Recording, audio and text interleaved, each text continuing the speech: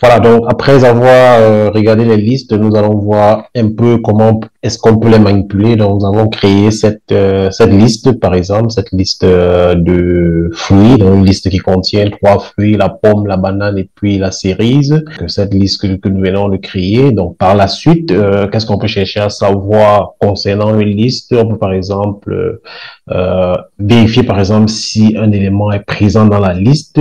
Pour déterminer si un élément est dans la liste, donc on utilise le symbole pourcentage in et puis pourcentage. Donc on entoure le in de pourcentage, donc comme ceci, donc pourcentage in et puis pourcentage, donc suivi du nom de ce qu'on cherche. Si un élément particulier est présent dans une liste, donc par exemple, qu'est-ce qu'on ferait? Donc la liste qu'on vient de créer, on ferait entre parenthèses, donc on précéderait ce symbole pourcentage, in pourcentage, donc on le précéderait de notre liste qu'on vient de créer, donc fruit, suivi donc on va mettre fruit entre côtes, bien évidemment, donc entre côtes, suivi de pourcentage, in pourcentage, donc on va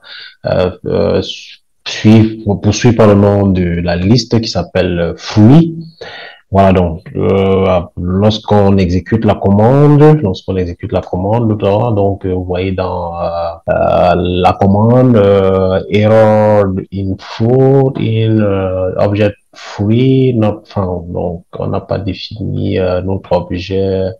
Ok, donc je vais exécuter. Donc pour qu'on essaye, donc je vais exécuter. Donc je vais exécuter la liste et puis par la suite, donc c'est par après que je vais exécuter l'autre commande. Voilà, donc qu'est-ce que je vais faire par la suite? Donc je vais exécuter cette commande, contrôle entrée. Donc voilà. Donc vous voyez que là, il me met false. L'élément fruit ne se trouve pas dans la liste fruit. Donc par contre, si j'avais par exemple à la place de fruit, donc si j'avais mis par exemple banane, par exemple, banane. Vous voyez dans la console qu'il met true, donc on peut dire que l'élément banane se trouve dans notre liste. Donc ça peut être assez important, pas seulement pour les petites listes comme ça, donc mais surtout pour les listes qui sont assez volumineuses. On peut pouvoir faire de la recherche d'un élément dans une liste, donc c'est assez important. Donc, qu'est-ce qu'on peut faire également comme manipulation dans une liste? On peut ajouter un élément, on va utiliser la fonction append pour pouvoir ajouter un élément dans append avec 2P. Donc, voilà. Donc, on peut pouvoir ajouter un élément dans la liste. Donc, qu'est-ce qu'on va faire? Donc, si on veut, par exemple, ajouter orange dans notre liste contient banane, pomme, cerise. Donc, si on veut, par exemple, ajouter orange, qu'est-ce qu'on va faire? On va mettre le nom initial de la liste. Donc, le nom initial de la liste, de notre liste, c'est fruit. Donc virgule, donc c'est une fonction qui prend en paramètre, comme premier paramètre, le nom de la liste et puis l'élément qu'on veut ajouter. Donc on va mettre entre côtes. Donc qu'est-ce qu'on va mettre? On va mettre orange. On exécute. Vous voyez dans la console, voilà, donc à peine à ajouter. Donc on a pomme au départ comme premier élément, banane comme deuxième élément, cerise comme troisième élément. Et puis l'élément orange a été ajouté en quatrième position. Voilà, donc si on veut ajouter par exemple notre élément orange en deuxième position, donc on va ajouter l'option, donc virgule, donc on va mettre after. After, par exemple, après la deuxième position, after égale à 2. Donc par exemple, pour lui dire d'ajouter après la deuxième position, on exécute. Donc vous voyez que notre élément orange a été ajouté après le deuxième élément, donc en troisième position de orange. On peut également extraire, donc on peut retirer un élément de la liste, donc dès le départ, donc on peut utiliser donc une commande spécifique, donc par exemple dans notre liste fruits, donc on connaît déjà fruits. Qu'est-ce qu'on fait? Donc on va affecter à fruit 2 par exemple, dans une nouvelle variable qu'on va appeler fruit 2. On va lui affecter le fruit. Donc on va extraire le deuxième élément par exemple, ou alors le premier élément qui est la pomme. Donc on va mettre entre crochets moins 1. Donc on va élever le premier élément de notre liste. Donc lorsqu'on exécute là, donc vous voyez que là, donc on a notre notre nouvelle variable fruit, donc on peut utiliser la commande print par la suite pour pouvoir comment se présente. Donc, voilà, donc lorsqu'on exécute, vous voyez bien dans la console là que notre nouvelle variable contient deux éléments, donc banane et puis cerise, contrairement au premier élément, à trois éléments tel qu'on avait dès le départ. Comme vous avez le temps à prendre part à la sixième session de notre formation en économétrie et technique quantitative, donc qui aura lieu concomitamment en ligne et en présentiel du 6 au 14 mai 2023, donc qui aura au menu trois principaux modules de la conception des questionnaires des masques de saisie en utilisant CS pour pouvoir avec synchronisation avec Dropbox pour les saisies sur les dispositifs Android, donc on va également faire de l'analyse descriptive et inferentielle, et puis les tests hypothèses et puis les régressions, et nous allons terminer par l'économétrie avancée avec les modèles les plus avancés en économétrie sur les séries temporelles, modèles vectoriels, progressives, la correction d'erreurs, les modèles de panel, et donc la formation va se dérouler donc en utilisant les logiciels tels que CS Pro, SPSS, Stata et eViews. Donc vous pouvez avoir les contacts qui sont là, donc vous pouvez nous contacter soit par WhatsApp ou par email, ou alors par le lien que nous allons mettre en description pour pouvoir vous inscrire directement à la formation. Et donc on se retrouve donc du 6 au 14 mai donc dans le cadre de cette formation.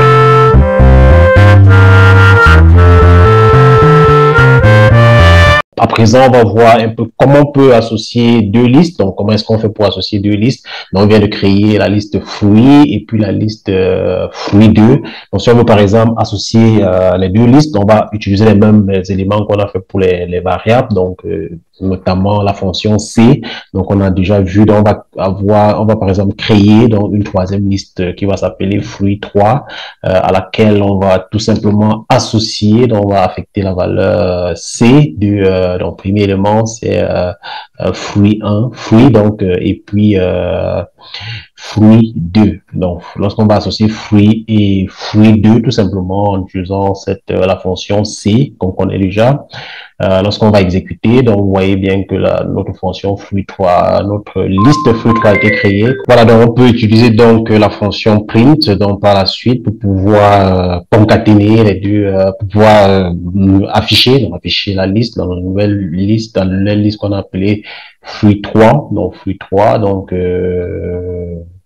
on exécute. Donc, vous voyez dans la console que notre nouvelle liste contient 5 éléments, donc qui n'est rien d'autre que la concaténation des deux listes précédentes. Alors, passons alors à présent à la notion de matrice. Donc, une matrice sous R, donc est une donnée à deux dimensions, donc une dimension ligne et puis une dimension colonne. Donc, disons que de façon générale, bon, pas de façon générale, pour une matrice, la colonne est située à la verticale et puis la ligne à l'horizontale. Donc, à titre d'exemple, donc comme à la coutume, nous allons utiliser le mot de learning by doing. Donc, à titre d'exemple, on va définir une matrice, par exemple, qu'on va appeler matrice, par exemple. Donc, on va l'appeler matrice, tout simplement. Voilà, dans la matrice, on va affecter la valeur, donc laquelle on va affecter à matrice la valeur. Donc, pour pouvoir affecter une matrice sous R, on utilise le mot réservé matrix.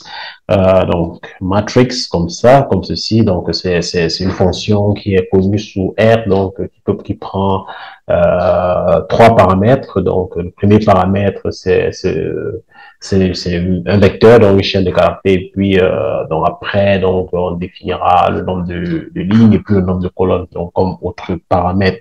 Donc, le premier paramètre, c'est la donnée. Donc, je vais construire par exemple un vecteur donc en utilisant la fonction C. Donc C, donc je vais supprimer la cote là. Donc la fonction C, donc de 1,2, 3, 4, 5 et 6 par exemple. Donc je vais définir un vecteur qui va contenir les éléments 1, 2, 3, 4 jusqu'à 6. Donc je vais les mettre constitués en matrice par exemple trois lignes, deux colonnes, donc pour que ça puisse correspondre aux six éléments qu'il y a là. Donc, je vais mettre le deuxième paramètre de ma fonction matrice. Donc, nombre de lignes, c'est n row, donc c'est le mot réservé, n row comme ceci, donc égale 3, donc comme je l'ai annoncé.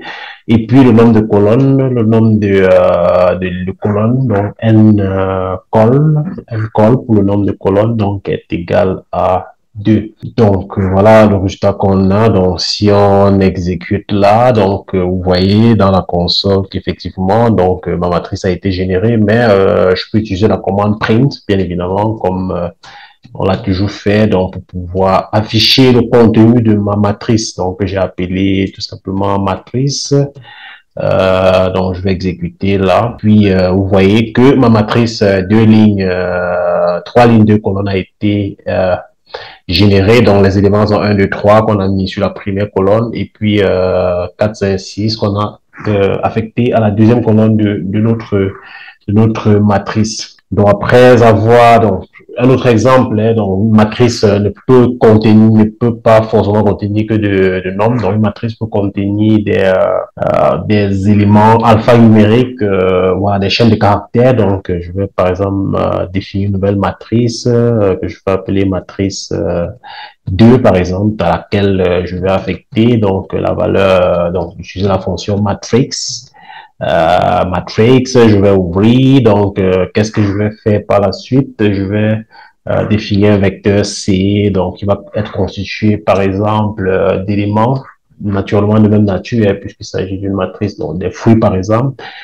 Je vais l'appeler donc je prends par exemple pomme, donc entre côtes, là je vais mettre pomme, donc virgule, donc quel est le deuxième élément de la matrice? Je vais mettre par exemple banane comme troisième élément de ma matrice. Qu'est-ce que je vais mettre? Je vais mettre cerise, je vais mettre cerise, donc entre côtes bien évidemment. Autre élément, donc je vais mettre orange. Il va certainement reconnaître et mettre la couleur orange comme on l'a vu. Donc voilà, donc j'ai défini le vecteur, donc la donnée, donc ce sera une matrice deux lignes, deux colonnes, donc je vais appeler, je vais définir mon n row là, donc n row égale 2, et puis donc évidemment si vous mettez des paramètres inexacts, il va certainement vous afficher un message d'erreur, donc rassurez-vous que le nombre d'éléments, donc le produit du nombre de lignes et du nombre de colonnes correspond au nombre d'éléments que vous avez dans votre vecteur initial. Donc n col, donc dans ce cas, donc est égal à 2 également. Donc on peut exécuter, donc contrôle entrée. Donc dans la console, donc ma matrice a été générée. Donc bien évidemment, je peux aussi utiliser la commande prime pour pouvoir afficher ma matrice 2, donc ma matrice 2 qui est là. Et puis j'exécute. Donc vous voyez que ma matrice s'affiche donc avec comme élément pomme, banane, cerise et puis orange. Donc on a dans matrice de fruits. Ayant introduit les matrices, donc on va voir comment on peut accéder aux éléments d'une matrice. Donc on peut par exemple dans une matrice pointer du doigt l'un des éléments. Donc on peut par exemple vouloir chercher l'élément qui est sur la ligne 1 et la colonne 2. Donc et pour cela, donc qu'est-ce qu'on fait? Donc si je recherche par exemple l'élément de la première ligne et de la deuxième colonne, bon, d'ici dans le cas présent, on a par exemple une matrice simple, donc vous pouvez avoir une matrice monstrueuse qui a énormément d'éléments et vous voulez peut-être identifier l'élément d'un certain élément de la matrice, donc je vais utiliser ma matrice. Dans ma matrice, je vais saisir le nom de ma matrice, par exemple, si je prends ma première matrice, donc je vais mettre entre crochets, donc entre crochets, je veux l'élément de la première ligne, virgule, deuxième colonne. Donc lorsque j'affiche ça comme ça, il comprend que donc lorsque je vais exécuter, donc il va tout simplement m'afficher 4 correspond bien à l'élément de la première ligne et deuxième colonne de ma matrice, matrix qu'on a vu tout à l'heure, donc cet élément-là. En plus de rechercher un élément particulier de la matrice, on peut décider tout simplement d'afficher une colonne, donc une colonne par exemple, ou alors une ligne tout simplement. Donc si je veux par exemple afficher la première ligne de ma matrice, donc qu'est-ce que je vais faire? Donc je vais saisir là, donc au niveau de la commande, je vais saisir matrice. Et puis, entre crochets, qu'est-ce que je vais mettre? Donc, je vais, par exemple, l'élément de la première ligne, donc ligne 1, donc virgule, donc en colonne, je ne mets rien, donc il comprendra tout simplement que j'aimerais avoir un extrait de la matrice, de la première ligne de ma matrice. Donc, je vais cliquer sur Entrée, donc je vais prendre peut-être le 2 là, donc pour faire la différence avec ce qu'on vient de faire. Donc, je vais exécuter, donc... vous voyez que le résultat, c'est la première ligne de ma matrice de fruits comme séries, donc c'est ça. Donc cette première ligne là qui avait été précédemment affichée, donc c'est ça qui est là. Donc je peux également décider d'afficher une colonne particulière de la matrice. Donc par exemple la deuxième colonne. Donc qu'est-ce que je vais faire? Donc je vais saisir le nom matrice. Entre crochets, qu'est-ce que je vais mettre? Je vais mettre virgule, donc puisque je ne veux rien des lignes, je vais mettre la deuxième colonne. Donc, je prends la première matrice, donc je vais prendre la colonne 2. Donc, vous voyez que là, effectivement, dans la console, il affiche la deuxième ligne de ma matrice. Donc, qui n'est rien d'autre que cette matrice-ci. Donc, la deuxième colonne, autant pour moi, donc 5, 6, 4, 5, 6.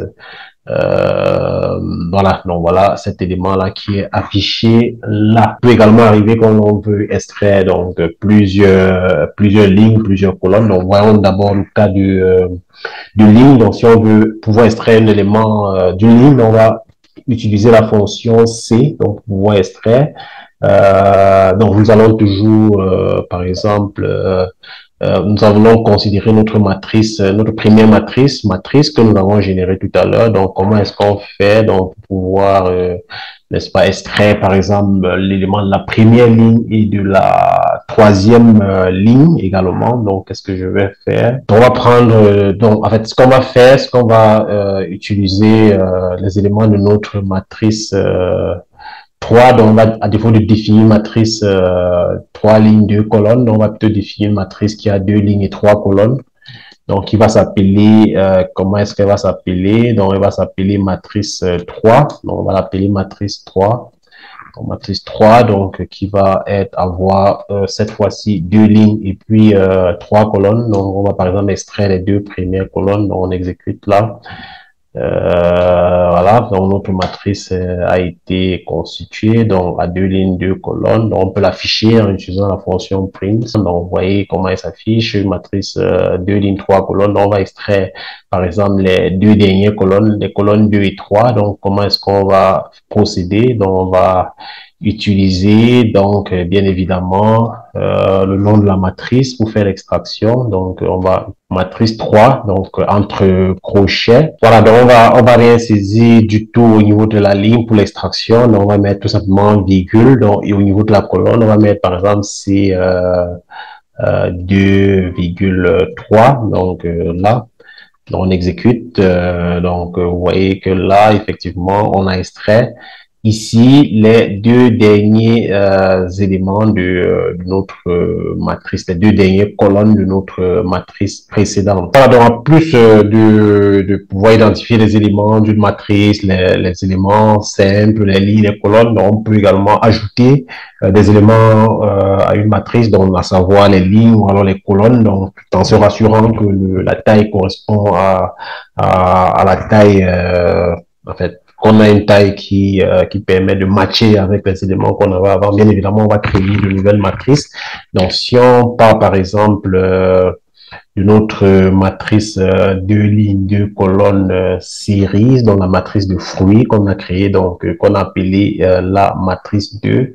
Donc, à partir de là, donc, on va définir, donc on va affecter à une nouvelle matrice. Donc, on va utiliser la fonction cbind, donc pour pouvoir combiner les éléments d'une matrice. Donc, qu'est-ce qu'on va faire? Donc, on va prendre notre matrice, donc on va définir une nouvelle matrice qui va s'appeler matrice 4, par exemple, à laquelle on va affecter la valeur, quelle valeur? Donc, on va, dans un premier temps, prendre...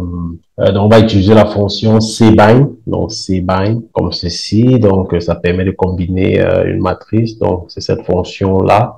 Donc ici, donc à l'intérieur, qu'est-ce qu'on va mettre? On va mettre dans un premier temps la première matrice. Notre première matrice, c'est laquelle?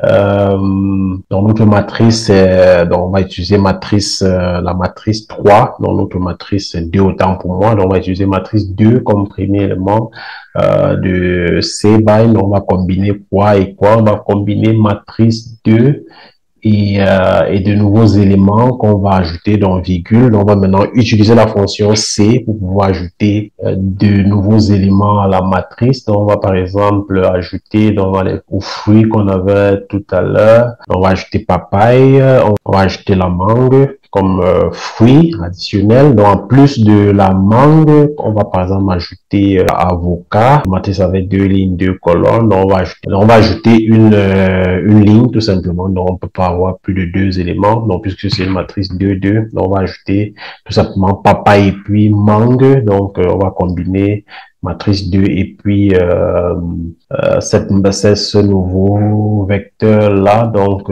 par après, donc il y en fait, donc on va tout simplement exécuter, utiliser la commande print dans exécutant et puis on va voir donc ce qui se passe. Contrôle entrée.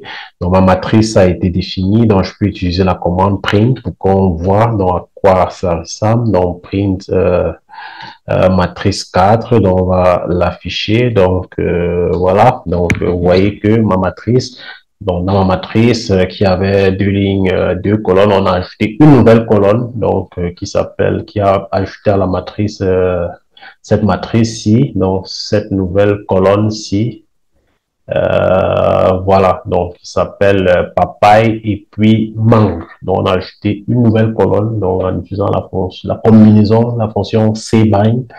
Et voilà, pour pouvoir combiner une matrice et un vecteur, une matrice existante et un autre vecteur qu'on a créé. On va également voir comment on peut supprimer une ligne ou une colonne. Donc, selon le cas, donc on va reprendre notre matrice 4. On va supprimer, par exemple, la colonne du milieu. Donc, la colonne du milieu de notre matrice C4. Donc, voici notre matrice 4. Donc, on va supprimer, par exemple, la deuxième colonne qui est là. Donc, on va créer une nouvelle matrice, donc qui va s'appeler matrice 5, par exemple, à laquelle on va affecter, donc, quelle valeur on va affecter à notre matrice. Donc, on va utiliser l'ancienne matrice, la matrice, notre matrice 4, donc matrice 4, donc on va utiliser la matrice 4 pour pouvoir extraire des éléments. Donc, on va utiliser, comme à l'accoutumée, les crochets.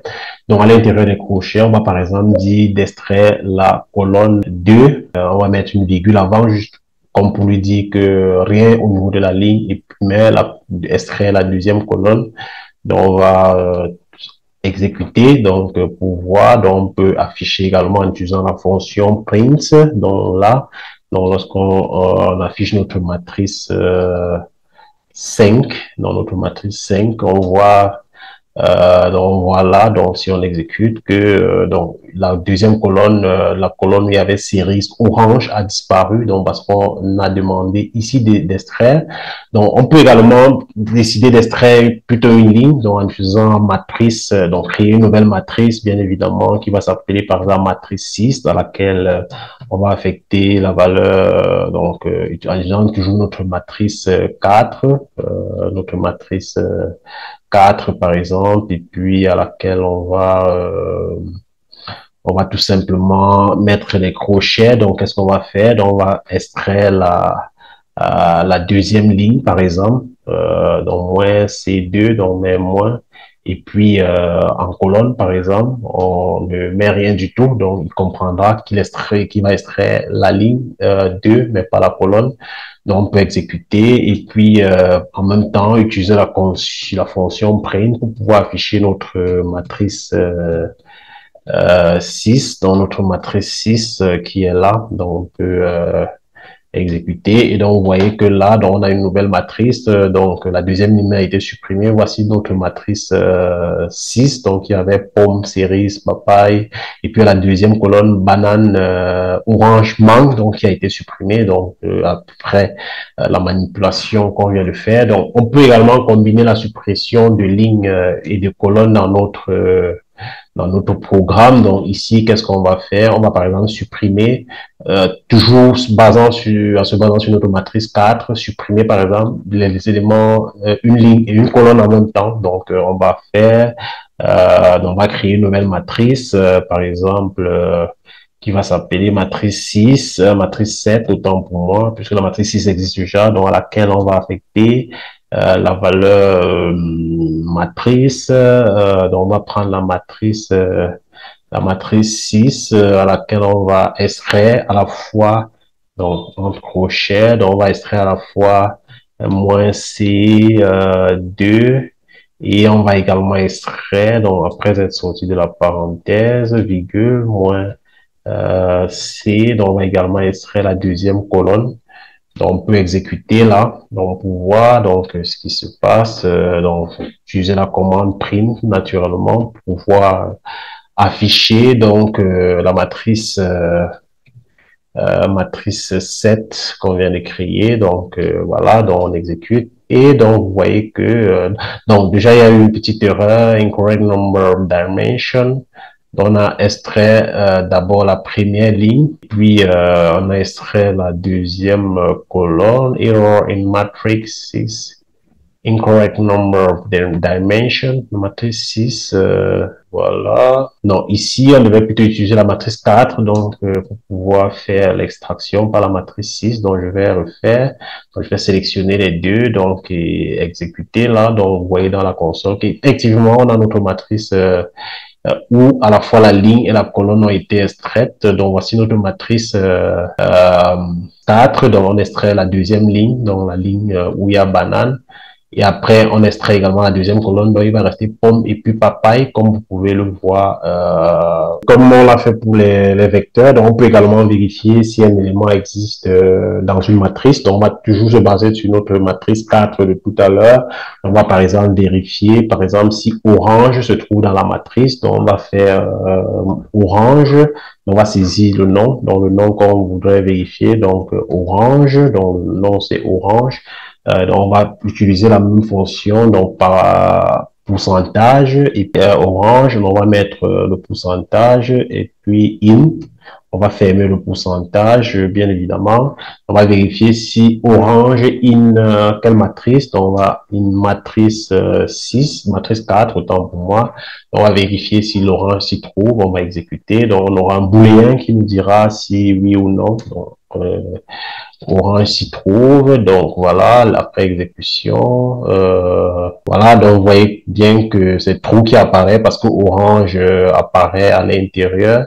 Donc si on enlève par exemple le E qui est à la fin d'orange, vous voyez que c'est un élément qui n'existe pas. Si on exécute, donc vous verrez que c'est pas affiché le message false parce que orange sans G à la fin n'existe bien évidemment pas dans la matrice 6. Voilà, donc on peut également faire des boucles en utilisant une matrice, donc parcourir par exemple les éléments d'une matrice, dans les boucles, donc on va utiliser par exemple ici la boucle pour, donc on va faire par exemple considérer notre matrice de fruits dans la matrice A4, donc matrice de fruits, donc voilà, donc qu'est-ce qu'on va faire? On va lui dire donc pour, donc en utilisant le for, donc on va créer une variable i, donc for i in, dans l'an de 1, donc 2 points jusqu'à n row, donc nombre de lignes de ma matrice, matrice 4. On va ouvrir la collade pour mettre l'instruction, donc voilà la ligne. Qu'est-ce qu'on va mettre là, donc dans la collade, donc ayant ouvert la collade, maintenant on va ouvrir une nouvelle boucle, donc pour une nouvelle variable qu'on va appeler j, donc j allant de 1 jusqu'au nombre de colonnes, jusqu'à n col, donc nombre de colonnes de la même matrice, matrice 4, voilà. Donc, qu'est-ce qu'on va faire? Donc, on va ouvrir une nouvelle accolade pour mettre les instructions. On va tout simplement afficher, donc, dans la fonction print, donc, on va afficher l'élément de la ligne et de la colonne correspondante. On va afficher matrice 4, donc on va afficher l'élément de la ligne et de la colonne correspondante. Donc, on va ouvrir le crochet puisque c'est qu'on utilise pour pouvoir afficher. Donc, ligne I et puis colonne J. Donc, voilà. Donc, ce qui va se passer. Donc, on va sélectionner notre commande, notre code et puis l'exécuter. Donc, lorsqu'on l'exécute, vous voyez bien qu'il affiche tous les éléments de la matrice dans parcourant, donc pomme, cerise, papaye, banane, orange, voilà. Donc voilà un exemple de boucle qu'on peut appliquer à l'intérieur d'une matrice. Passons à présent à la notion du data frame. Donc les data frames ne sont rien d'autre que des données donc qui peuvent être affichées au format d'une table. Donc à la différence par exemple des matrices les data frames peuvent avoir différents types, mais sauf qu'à la différence que chaque colonne doit avoir le même type, donc il peut partir du type numérique, logique, entier, caractère et tous les types que vous pouvez connaître, imaginer, complexes, mais toujours est-il que chaque colonne de notre data frame, donc c'est une sorte de matrice, mais dans laquelle on peut avoir plusieurs types d'éléments et donc chaque colonne est constituée d'un vecteur, donc c'est rien d'autre qu'une base de données, donc qu'on peut constituer.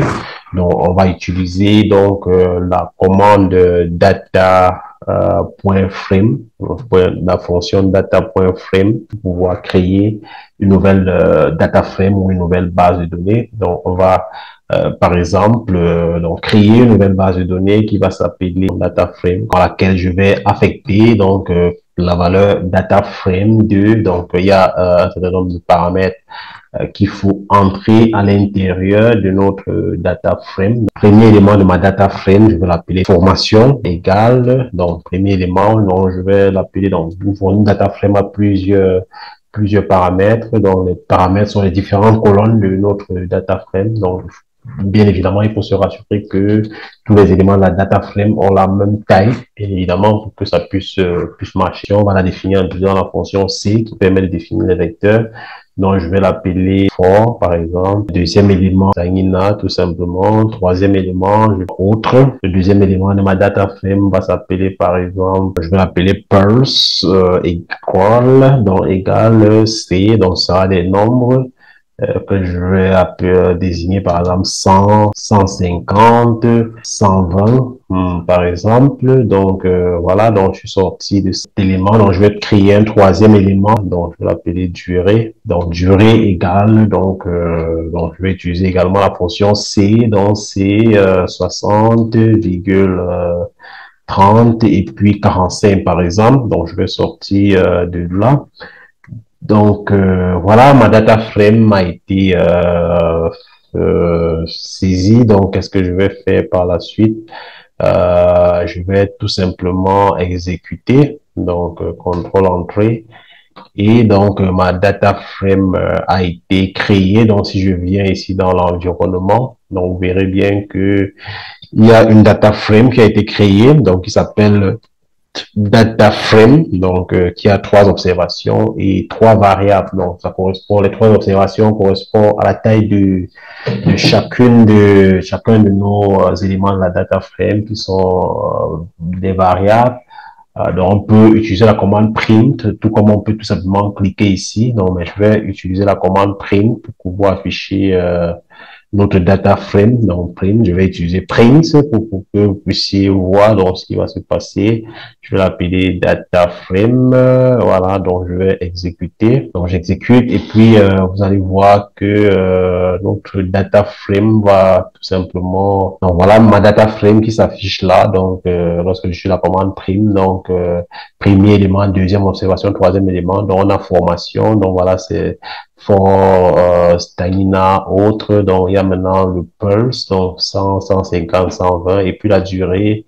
Voilà, donc on a les 3 variables de notre data frame qui ont été définies et voilà quoi.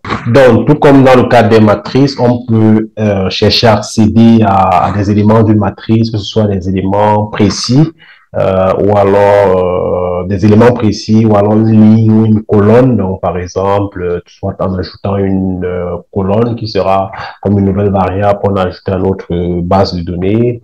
Donc, tous ces éléments, on doit les voir à titre d'exemple. Donc, on vient de créer une data frame.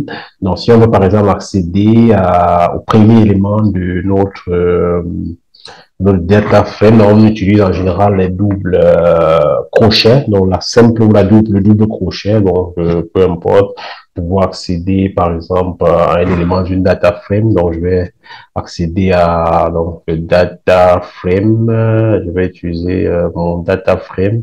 Donc je recherche par exemple l'élément qui se trouve à 1, donc je vais faire double crochet, donc mon simple crochet 1.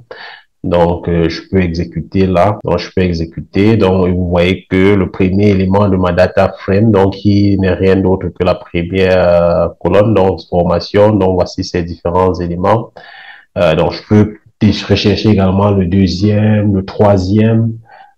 Donc, ça, c'est pour afficher les différentes colonnes qu'il y a dans ma data frame. Donc, c'est un moyen de le faire. Voilà. Donc, plus on peut, par exemple, ajouter si on a déjà créé notre data frame, on peut ajouter une ligne, donc une ligne qui correspondra à une nouvelle observation puisque notre data frame est vu comme une base de données et chaque élément, chaque ligne est constituée comme une observation. Donc, on peut ajouter une nouvelle observation. Donc, par exemple, dans notre data frame qu'on a créé tout à l'heure, on va créer une nouvelle data frame. Donc, on va créer par exemple une nouvelle data frame 2. Donc, par exemple, à laquelle on va affecter, n'est-ce pas, la valeur. Donc, en utilisant la fonction rbind, comme je vous l'ai dit. Donc, pouvoir combiner, donc ajouter un nouvel élément. Donc, l'élément de base, c'est notre data frame qu'on a créé, data frame, donc qui est là. Donc, et puis, quel est l'élément qu'on va ajouter? Donc, on va ajouter, par exemple, un autre élément, donc c'est par exemple faible, donc ou alors fort comme tout à l'heure, donc fort. Par la suite, deuxième élément qu'on peut ajouter, donc ce sera un chiffre puisque ça va correspondre au deuxième élément de notre data frame qui correspond à qui on va par exemple ajouter donner la valeur 110. Et puis le troisième élément donc qui est la durée, donc on va affecter 100 par exemple. Et voilà quoi, donc on va exécuter. Donc on peut maintenant l'afficher également en utilisant la fonction print, pour pouvoir afficher notre data frame 2. Donc vous allez voir qu'il y a effectivement un élément qui aura été ajouté, donc contrôle entrée. Donc vous voyez que ma data frame est désormais à 4 lignes. Voilà, bon, un autre élément, c'est que bon, lorsqu'on a créé une data frame, on peut faire un résumé donc en utilisant la fonction summary, donc pouvoir voir les différents éléments de la data frame. Donc je vais par exemple utiliser cette fonction summary, donc je vais utiliser cette fonction là. Donc entre parenthèses, je vais mettre data frame, donc le 2 par exemple. Donc, on va faire un summary de notre data frame pour voir donc ce qui va s'afficher. Donc lorsque j'exécute, donc vous voyez que donc notre summary, donc il va afficher formation, donc longueur 4, purse longueur 4, durée 4, classe. Donc ici c'est caractère, donc parce que le premier la classe donc pour la formation c'est caractère bien évidemment. La classe pour purse c'est caractère, il a considéré que c'est caractère, durée également comme caractère. Donc également, il a considéré les autres éléments comme des caractères, mais bon, en réalité, donc celui-ci aurait pu être considéré comme des entiers ou des réels. Mais bon, plus tard, on va voir comment est-ce que on pourra, n'est-ce pas, changer. Voilà, tout à l'heure, on a vu, donc, n'est-ce pas, comment est-ce qu'on peut utiliser la fonction rbind pour pouvoir ajouter une nouvelle observation ou bien une nouvelle ligne. Mais donc, on peut également utiliser la fonction cbind donc, pour pouvoir ajouter donc, une nouvelle colonne. Donc, si je prends ma data frame de tout à l'heure, donc je peux ajouter une nouvelle colonne, donc il me sera rien d'autre qu'une nouvelle variable qu'on va ajouter à notre dataset. Donc, je vais créer notre data frame, donc il va s'appeler data frame 3. Donc il va s'appeler data frame 3, donc à laquelle je vais affecter donc quelle valeur. Donc je vais utiliser la fonction cbind pour pouvoir combiner mon ancien data frame, donc ici par exemple, donc je vais sélectionner et puis je vais combiner un nouveau vecteur. Je vais créer une nouvelle variable qui va par exemple s'appeler étape 3, donc il va être égal à c de je vais mettre 1000 puisqu'il doit y avoir 4 colonnes, puisque ma data frame 2 a désormais 4 lignes, autant pour moi. Donc, je vais mettre 6000, là, 2000, et enfin, par exemple, 1500. Donc, je vais créer cette nouvelle data frame qui sera mon ancienne data frame à laquelle j'ajoute une nouvelle variable. Donc, je peux exécuter.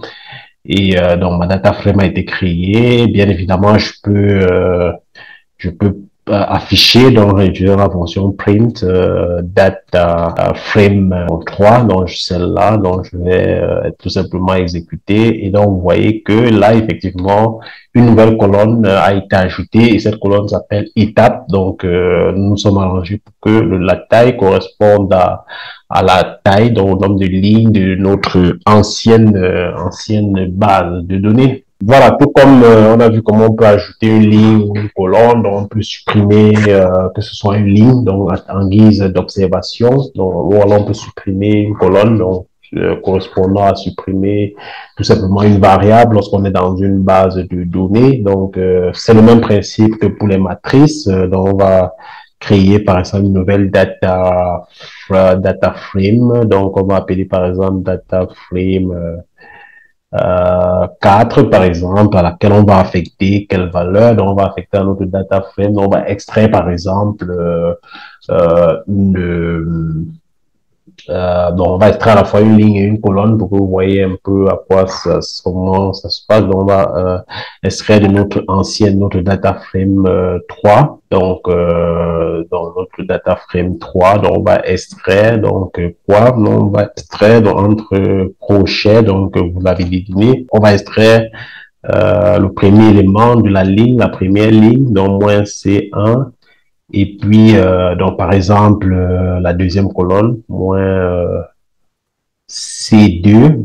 Voilà, donc, ceci étant fait, donc, on va tout simplement le faire. Et donc, notre data frame, dont un certain nombre d'éléments ont été supprimés, on va utiliser la commande print pour afficher, pour que vous voyez effectivement que ces éléments ont été supprimés donc dans data frame 4 qu'on vient de dans data frame 3 donc pour pouvoir constituer notre data frame 4. Donc vous voyez que il y a une colonne et une ligne qui ont disparu, donc notamment la première ligne qui a disparu et puis la deuxième colonne dans l'ancienne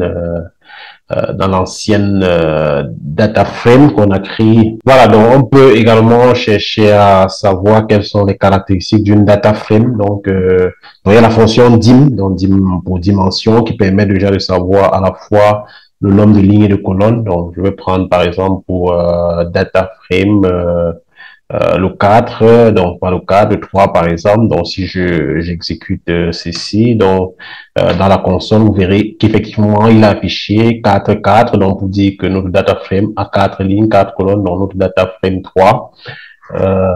Voilà, donc on peut également vouloir juste le nombre de colonnes, donc en utilisant les fonctions encall et voilà par exemple, ou alors d'utiliser la fonction length. Donc on peut utiliser également la fonction length ou th, autant pour moi th on va l'appliquer à la data frame 3 toujours. Donc voilà, donc si on exécute là, donc dans la console, vous voyez qu'effectivement il affiche 4 donc pour le nombre de lignes donc de notre data frame. Donc voilà. Donc on peut également utiliser ncore. N c'est n colonne, donc n col pour savoir le nombre de colonnes. Bon, ça va afficher le même nombre parce que notre data frame a le même nombre de lignes et de colonnes. Voilà, donc on peut exécuter. Donc et puis Donc, vous voyez qu'il affiche effectivement 4 pour le nombre de colonnes. Donc, si on l'avait par exemple affiché à notre 2, notre data frame 4, à laquelle on avait diminué des colonnes. Donc, si on exécute là, donc vous voyez que c'est 3, donc puisque on avait supprimé une colonne dans data frame 4. Donc, voilà, donc ces différentes manipulations qu'on peut faire. Donc en plus, par exemple, pouvoir combiner les data frames en utilisant tout comme on l'a fait pour les matrices. Donc on peut utiliser la commande rbind donc pour pouvoir combiner plusieurs bases, voilà. Donc pour fusionner, pour faire en fait la fusion de deux bases de données, donc mais à condition que les deux bases de données aient exactement les mêmes variables et que bon, ça renseigne sur des individus totalement différents pour qu'on puisse tout simplement faire la fusion. Voilà, donc on va voir à présent comment est-ce qu'on définit les facteurs. Donc, il faut déjà rappeler ici que les facteurs donc sont utilisés pour pouvoir caractériser les données. Donc, voilà, donc par exemple, comme facteur, on peut par exemple avoir les facteurs démographiques, par exemple, comme le genre, donc sexe, mâle et femelle. Donc, on peut avoir peut-être la musique, donc le rock, la pop, le classique, le jazz, comme des genres musicaux. Voilà, donc on peut avoir plusieurs façons de définir des facteurs, donc qui sont des variables qualitatives ayant un certain nombre de modalités. Donc, à titre d'exemple, on va créer un nouveau facteur, donc on va appeler musique, genre musique. Donc, on va appeler genre musical, donc à laquelle on va affecter quelle valeur, donc on va affecter un genre musical, donc facteur. Donc, lorsqu'on commence par facteur, donc lui comprend tout simplement qu'il s'agit de variables catégorielles, donc tout simplement, donc, en parenthèse, donc on va définir le vecteur C donc on va appeler le premier élément, par exemple, jazz, par exemple, le deuxième élément de notre genre musical, donc on va l'appeler, par exemple, donc, je saisis genre jazz en majuscule. Donc, je vais mettre comme deuxième élément le rock, rock and roll. Donc, le rock tout simplement. Donc, troisième élément, je vais mettre classique, donc musique classique. Voilà. Donc, par la suite, je vais mettre quoi? Donc, je vais mettre par exemple le pop comme celui de Michael Jackson, ou alors je vais mettre les différents genres. Donc, je vais par exemple ajouter également après le jazz, comme celui que fait Richard Bona, donc jazz. Par la suite, qu'est-ce que je vais ajouter? Donc, je vais remettre par exemple du rock là. Rock, voilà, donc je vais terminer par le jazz, par exemple. Donc, je vais terminer par le jazz. Voilà, donc ces différents types musicaux que je vais définir, donc je peux exécuter là, donc ma variable genre facteur comme a été bien défini comme facteur, donc je peux l'afficher, donc en utilisant la commande print, et puis genre musical, donc ça, donc je vais exécuter, et donc vous voyez que ma variable jazz a été donc affiché. Donc, j'ai jazz, rock, classique, pop, jazz, rock, jazz. Donc, voilà. Donc, le niveau, c'est classique, jazz, pop. Donc, il a identifié tous les différents niveaux, donc 1, 2, 3, 4 niveaux, bien que j'ai saisi plusieurs éléments différents. Donc, si vous saisissez mal, donc, il va ajouter certainement un autre niveau. Donc voilà, donc le level donc permet de savoir si on est dans une base où on avait par exemple fait des erreurs de saisie, de pouvoir recoder. Donc on a vu comment on peut changer l'élément un élément dans un facteur. Donc voilà, donc dans une variable. Donc c'est le principe est le même. Donc voilà, donc le résultat qui s'affiche au niveau de la console. Donc voilà, donc qu'est-ce qu'on peut faire par la suite? Donc, on peut dès le départ définir, par exemple, nos facteurs en fait, en 4 catégories dès le départ, donc, pour seulement afficher les différents niveaux. Donc, on va utiliser la fonction levels, donc à l'intérieur de la définition. Donc, on va recopier notre code de tout à l'heure. Donc, on va modifier. Donc, à la fin, on va ajouter le level. Donc, le level. Donc, après jazz, on va mettre quoi? On va mettre levels. On va mettre levels en parenthèse. Genre musical. Donc voilà, donc on peut exécuter donc cette commande, voilà, et donc exécuter aussi la ligne d'après. Donc pour voilà, error unexpected symbol in genre musical, levels, donc le symbole inespéré, c'est levels. Voilà, donc après être sorti de la définition du facteur, donc on va trouver son jar, donc je vais couper et puis je vais coller tout simplement la ligne. Donc je vais d'abord dans un premier temps générer le genre, donc je vais sélectionner, donc exécuter, donc les deux premières, donc d'abord définir le facteur et ensuite son levels, donc il précise que le level c'est classique, jazz, pop, donc la fonction level permet de définir les différentes modalités de la variable, donc on peut également, donc c'est le même donc, c'est ce qu'on avait tout à l'heure. Donc, ici, donc, lorsqu'on utilise la fonction prime, il affiche le levels après. Donc, voilà. Donc, en quelque sorte, comment est-ce que on manipule les différents genres? Donc, au premier niveau, donc, évidemment, donc, on peut chercher à savoir la longueur d'un facteur. Donc, on utilise la fonction length, dont on est désormais habitué. Dans la fonction length, permet de déterminer la longueur du facteur. Donc, je vais l'appeler par exemple genre. Donc, je l'ai appelé genre musical.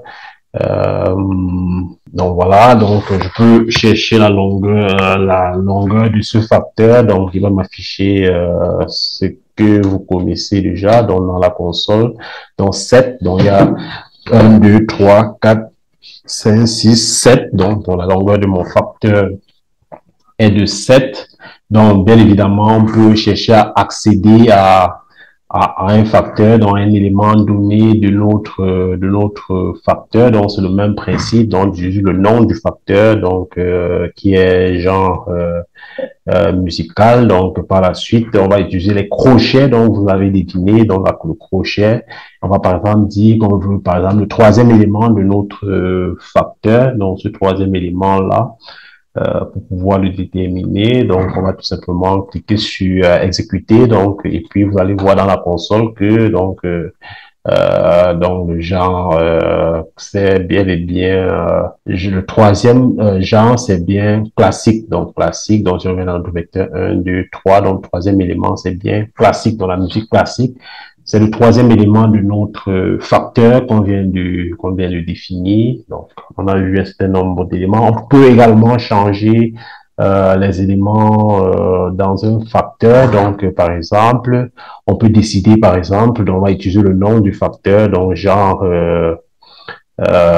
musical, par exemple. Donc, on va affecter, donc on va tout simplement dire que le genre, le facteur 3, là, qu'on a appelé classique, par exemple, il va devenir, donc on va lui affecter, donc un symbole d'affectation, on va lui affecter, par exemple, pop, tout simplement, donc lorsqu'on va exécuter, donc, ou alors opéra, donc opéra, on va mettre opéra, donc tout simplement, donc on va exécuter et donc si on affiche par la suite, donc ici warning message in blablabla opéra niveau de facteur incorrect, donc parce que le facteur opéra ne figurait pas dans les différents facteurs, donc je vais mettre pop puisque le pop existait déjà, donc pop et puis je vais remplacer, donc c'est bon maintenant, donc j'ai remplacé par le pop, donc je peux faire un summary de notre genre, je peux faire un print, donc je peux afficher